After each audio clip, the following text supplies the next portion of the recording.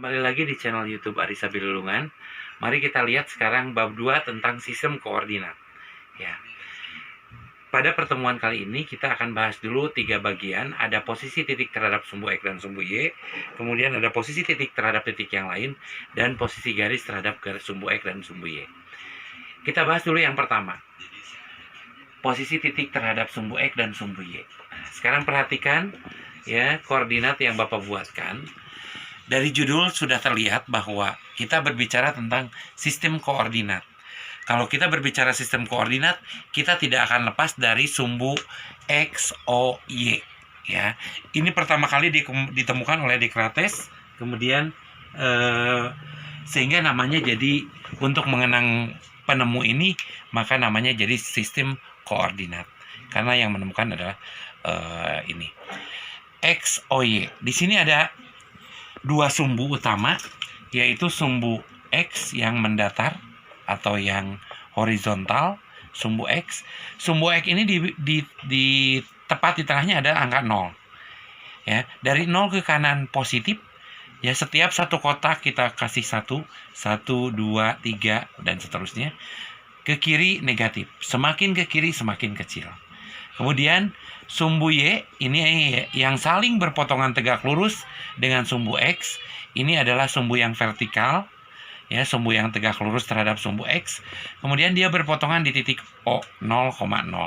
Ya, titik O ini koordinatnya adalah 0,0. Titik disebut juga titik pangkal atau titik perpotongan antara sumbu X dengan sumbu Y. Nah, sehingga namanya adalah sumbu X, O, Y. Ya. Kalau kita berbicara koordinat, kita akan berbicara tentang titik koordinat. Pada saat kita berbicara titik koordinat, ini ada koordinat X, Y. Artinya, pada saat kita berbicara titik koordinat, X-nya berapa, Y-nya berapa. Gitu. Itu dulu ya. Itu dulu. Nah, sampai ke sana bisa dipahami ya. Nah, sekarang kalian lihat, Bapak sudah menuliskan titik A, ya. Titik A, kemudian ada titik B, titik C, dan titik D. Nah, sekarang kita lihat bagaimana jarak titik A terhadap sumbu X dan terhadap sumbu Y. Begitu juga jarak titik B terhadap sumbu X dan sumbu Y, dan seterusnya. Kita bahas satu persatu. Kita lihat. Titik A. Ya, titik A dia berjarak. Nah, kita lihat dulu titik A. Titik A di sini. Jarak ke sumbu X. Sumbu X di sini. Ya. Berarti kita hitung dari titik A di sini, ya, berapa kotak dia ke bawah? 1, 2, 3, 4, 5.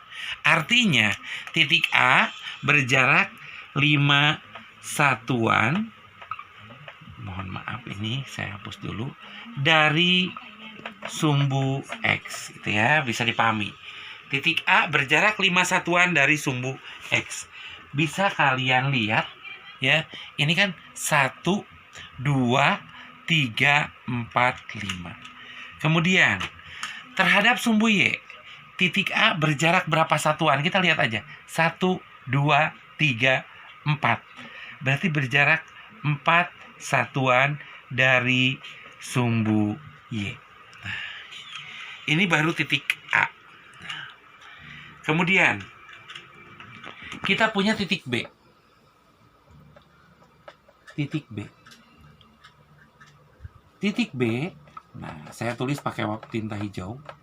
Berjarak berapa satuan ke sumbu X? Ini mudah sekali ya. Kalian tinggal hitung. 1, 2 ke bawah. Sekali lagi 1, 2 ke bawah. Berarti berjarak 2 satuan dari sumbu X. Bapak tulis sumbu itu sumbu SB ya, supaya tidak menghabiskan papan tulis. Ya. Kemudian terhadap sumbu Y 1, 2, 3, 4. Ternyata berjarak 4 satuan dari sumbu Y. Itu titik B. Oke. Selanjutnya kita punya titik C.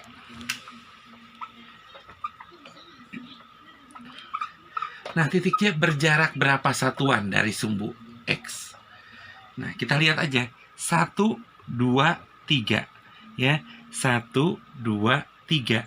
Berarti berjarak 3 satuan dari sumbu X.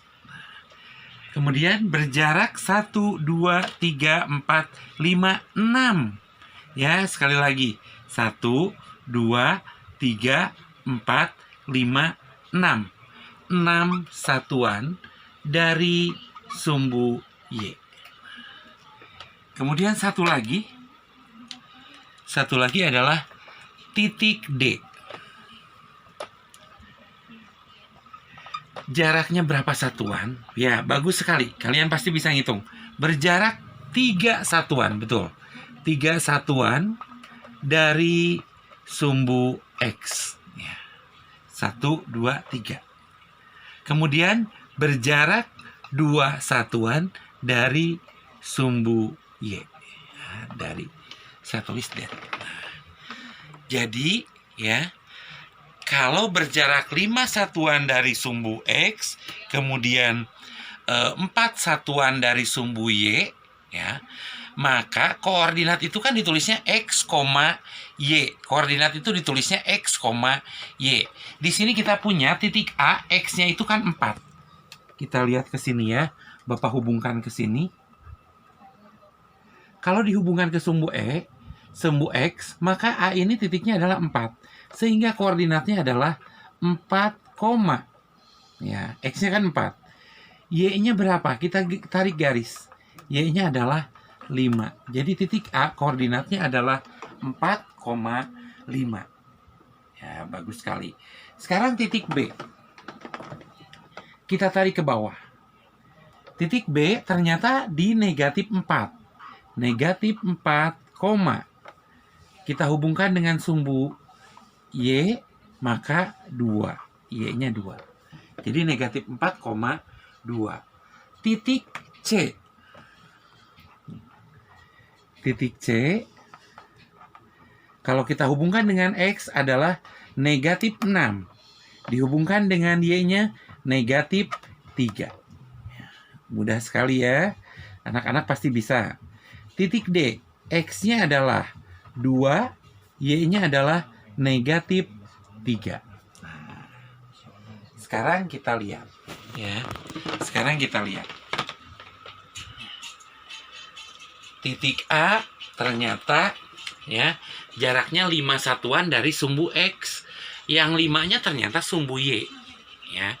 Jadi kalau kita punya titik 4,5 ya. Jadi ini koordinatnya saya tulis di sini ya. Koordinatnya adalah 4,5 ya. Jadi kalau kita punya titik 4,5 maka artinya 5 satuan dari sumbu X, 4 satuan dari sumbu Y. Dibalik ya. Gitu. Sekarang yang kedua, titik B. Artinya koordinatnya berapa? Titik B karena dia ada negatifnya, kita ini ya, kita samakan dengan ini. Negatif 4,2. Artinya 2 satuan ya, 2 satuan dari sumbu Y, dari sumbu X, 4 satuan dari sumbu Y. Nah, yang negatif ini menunjukkan bahwa dia bergerak dari sumbu Y ke arah kiri. Yang negatif ini menunjukkan dia bergerak dari sumbu Y ke arah kiri. Kalau tadi, ya, Bapak ulangi. 5 ini artinya 5 satuan dari sumbu X. Artinya dia bergerak 5 satuan dari sumbu X itu berarti ke atas. Karena positif. Kemudian 4 satuan dari sumbu Y. Nah, dia bergerak ke kanan. Kalau yang ini 2 satuan dari sumbu X. Berarti ke atas. 2 satuan. Kemudian negatif 4-nya menunjukkan bahwa dia bergerak 4 satuan dari sumbu Y ke arah kiri. Ya. Kemudian titik C. Bapak tuliskan di sini ya. Di bawahnya aja karena itu tidak cukup. Titik C berarti koordinatnya adalah negatif 6, negatif 3. Artinya berjarak 3 satuan ke bawah dari sumbu X. 3 satuan ke bawah dari sumbu X. Kemudian negatif 6 ini menunjukkan artinya 6 satuan dari sumbu Y ke arah kiri. Ya, betul sekali. Kemudian titik D. Titik D koordinatnya adalah 2, negatif 3. Ya. 2, negatif 3. Ya. Artinya dia bergerak 3 satuan ke kiri atau ke bawah, ke bawah dari sumbu X. 3 satuan dari sumbu X ke bawah. 2-nya menunjukkan bergerak 2 satuan ke kanan dari sumbu Y. Ya, gitu. Jadi kalau kita ingat anak-anak, kalau positif itu ke kanan dengan ke atas. Kalau dari sumbu X dia ke kanan, kalau di sumbu Y dia ke atas. Negatif ke kiri atau ke bawah. Nah, kemudian ada lagi satu hal, ya. Gimana ya? Udah ya, yang itu mungkin udah. Nah, sekarang kita lihat ke sini. Bapak tempelkan lagi. Ya.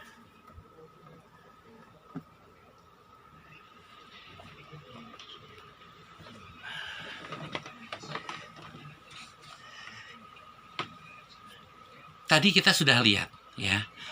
Kita ada 4 posisi, ya. Ada di kuadran 1, kuadran 2, kuadran 3, kuadran 4. Ini untuk apa sih? Ini untuk menunjukkan bahwa daerah yang di kuadran 1, maksud kuadran itu karena dia membagi koordinat kartesius ini menjadi 4 bagian. Jadi bagian pertama, kalau bahasa Indonesianya, kuadran 1 atau bagian pertama, ini adalah untuk yang X-nya bernilai positif, Y-nya bernilai positif. Contohnya titik tadi, titik 4,5. Dia adanya di kuadran, atau saya tulis K aja ya. Bapak tulis K supaya cukup di papan tulisnya. Ini ada di kuadran ke-1. Kenapa ada di kuadran ke-1? Karena X-nya bernilai positif dan Y-nya juga bernilai positif. Kemudian yang di kuadran 2. Untuk kuadran 2, karena X-nya ke kiri, maka dia X-nya bernilai negatif. Bapak tuliskan. Y-nya bernilai ke atas ini positif. Jadi untuk yang kuadran 2, maka X-nya negatif, Y-nya positif. Ya, kuadran ke-2. Contohnya adalah negatif 4,2. Ini terletak di kuadran yang ke-2. Ya, terletak di kuadran yang ke-2. Kuadran 2, Bapak tuliskan begitu. Kemudian yang ketiga, ya.